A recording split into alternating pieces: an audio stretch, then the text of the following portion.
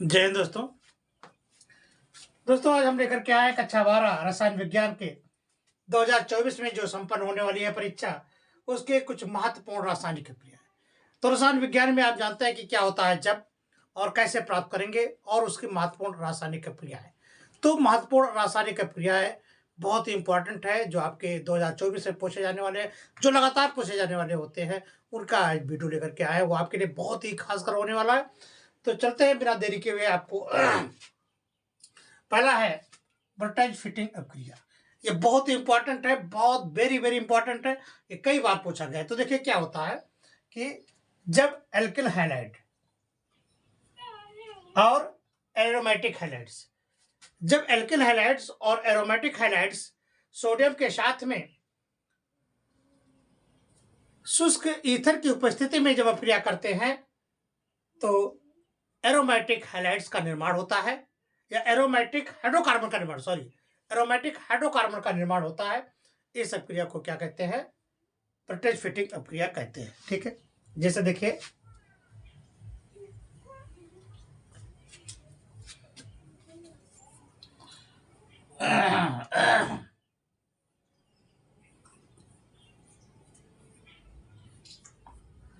ये benzyl iodide है, और ये जब अभिक्रिया करता है सोडियम के साथ में, किसके साथ में? एल्किल हैलाइड के साथ में।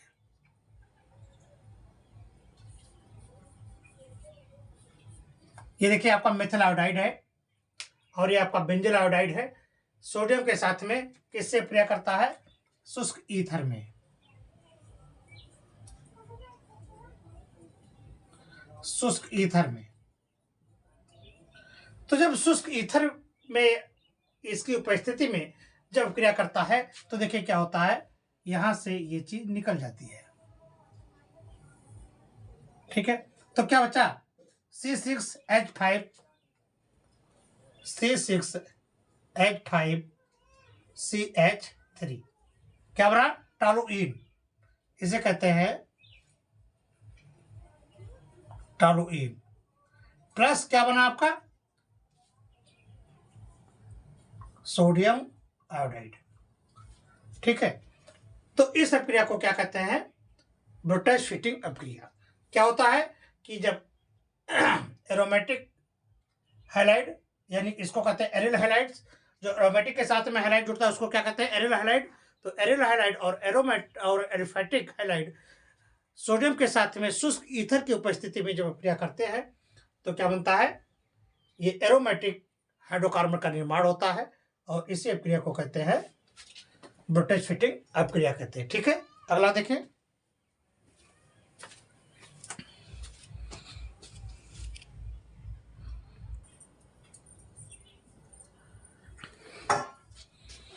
अगला है आपका फ्रीडल क्राफ्ट अभिक्रिया। ये भी बहुत ही इंपॉर्टेंट है आपका। तो फ्रीडल क्राफ्ट किसे कहते हैं? देखिए कि जब बेंजीन या अन्य एरोमेटिक हाइड्रोकार्बन और किसी एल्किल हैलाइड या एसिल हैलाइड को निर्जल AlCl3 उत्प्रेरक की उपस्थिति, ये प्रेजेंट लगा है, की उपस्थिति में अभिक्रिया कराते हैं, तो बेंजीन नाभिक का हाइड्रोजन परमाणु एल्किल या एसिल मूलक द्वारा प्रतिस्थापित हो जाता है। इस अभिक्रिया को फ्रीडल क्राफ्ट अभिक्रिया कहते हैं। ठीक है, समझे ये बात?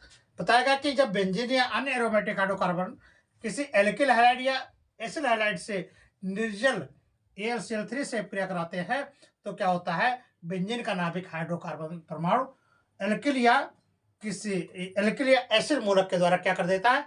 प्रतिस्थापित कर देता है, और इस प्रकार की अभिक्रिया को क्या कहते हैं? फ्रीडल क्राफ्ट अभिक्रिया कहते हैं। जैसे पहला है आपका रिएक्शन, देखिए यह है आपका C6H5, ये आपका बेंजीन है, और जब बेंजीन को किसी अभिक्रिया के साथ में, जैसे आपका मिथिल क्लोराइड है CH3Cl, किसके साथ में अभिक्रिया कराते हैं? AlCl3 निर्जल AlCl3 3 ये आपका निर्जल है। जब इसके साथ में क्रिया कराते हैं ना तो देखिए क्या होता है, CH5 में से एक यहाँ पर व्युत्पन्न होगा और ये CH3 यहाँ पर जुड़ जाएगा। तो C6 के स्थान पर H6 के स्थान पर क्या हो जाएगा, H5। तो ये बनेगा C6H5Cl। ठीक है, और जो H यहाँ से निकला ये H और सॉरी ये आपका यहाँ पर CH3 होगा प्लस जो H यहाँ से निकला है और Cl यहाँ, ये बनेगा आपका HCl। तो ये बना आपका टॉलुइन। ठीक है, अगला देखिए एक क्रिया और इसकी होती है,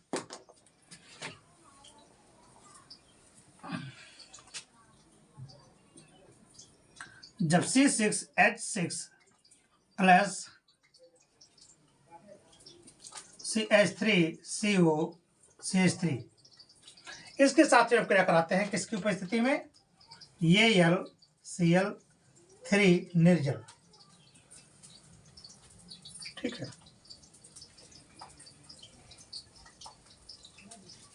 अब देखिए क्या होता है, ये जब आपका क्रिया कराता है एस्टिल क्लोराइड के साथ में तो जब एस्टिल CH3 से एस्टिल क्लोराइड हो जाएगा, यहाँ पर आपका ये हो जाएगा एसीटोन होगा, ये होगा CH3COCl।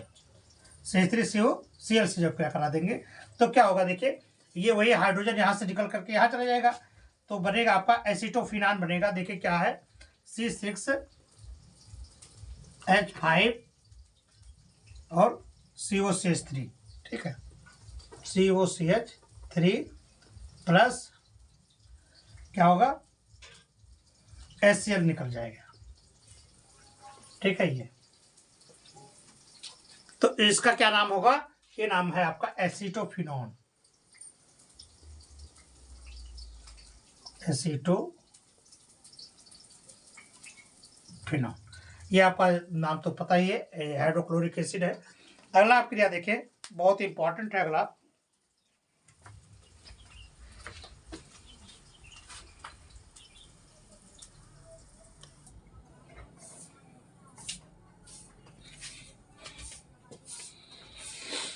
ये देखिए अगला है आपका एल्डोल संघनन अपक्रिया, बहुत इंपॉर्टेंट है।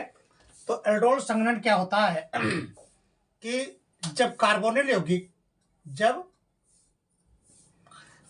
यौगिक जिनमें अल्फा हाइड्रोजन परमाणु होता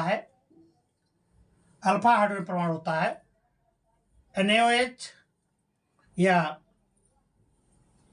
बेरियम हाइड्रोक्साइड आदि की उपस्थिति में संघनित होकर के एल्डोल बनाता है और यह क्रिया एल्डोल संघनन कहलाती है। ठीक है, अब यह आप ये कह लीजिए कि इसमें जो है संघनन का अर्थ होता है आपस में जुड़ जाना।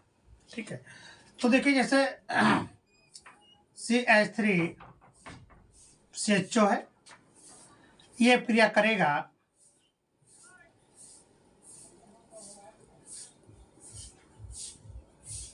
देखिए ये भी वही है CH3CHO, ये CH3CHO है, इसके दो अणु लिए गए हैं। तो जब ये अपक्रिया करेगा तो क्या होगा, वो H एक अलग समूह बन जाएगा। तो ये बनेगा, यानी आपस में सब जुड़ जाएगा, लेकिन यहाँ पर वो समूह बन जाएगा, ये बनेगा CH3, देखो CH3 और वो H अलग हो जाएगा, CH और यहाँ पर OH का ब्रैकेट हो जाएगा। फिर क्या होगा, CH3 नहीं CH2 और CHO। ये इसी अपक्रिया को कहते हैं एल्डोल संघनन, एल्डोल अपक्रिया। ये कौन सी अपक्रिया कहलाती है, ये आपकी एल्डोल अपक्रिया कहलाती है। ठीक है,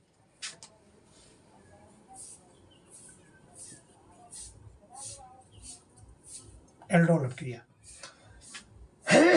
एल्डोल संघनन अपक्रिया आप कह सकते हैं।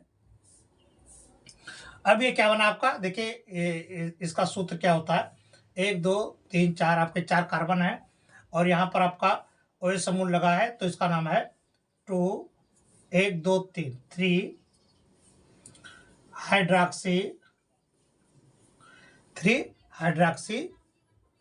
ब्यूटेनल। ठीक है, 3 हाइड्रॉक्सी ब्यूटेनल बन गया, यानी ये आपस में सब जुड़ गया।